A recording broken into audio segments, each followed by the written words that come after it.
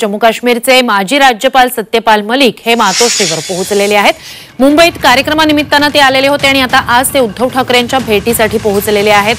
सत्यपाल मलिक मातोश्रीवर पोहोचलेले आहेत। ही दृश्य आपण पाहतोय। अधिकची माहिती या सगळ्या संदर्भात घेऊया आपले प्रतिनिधी ओम देशमुख यांच्याकडनं। ओम, एकंदरीतच पुलवामा बद्दलचं वक्तव्य, त्यानंतर सातत्याने भाजपवर केली जाणारी सत्यपाल मलिक यांच्याकडून टीका आणि आता या पार्श्वभूमीवरची त्यांची ही मातोश्री भेट, कसं बघायचं याकडे?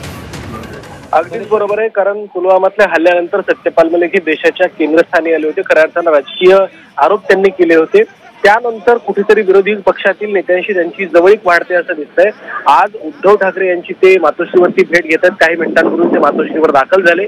इंडिया आघाडीच्या नेते देखील त्यांच्यासोबत यावेळेला उपस्थित आहेत असं कळतंय। विधानसभा निवडणुका आणि एकंदर सध्याच्या राजकीय परिस्थितीमध्ये त्यांच्या या सगळ्या भूमिकांमुळे निश्चितच मोठं महत्व या सगळ्या गोष्टीला प्राप्त झालंय।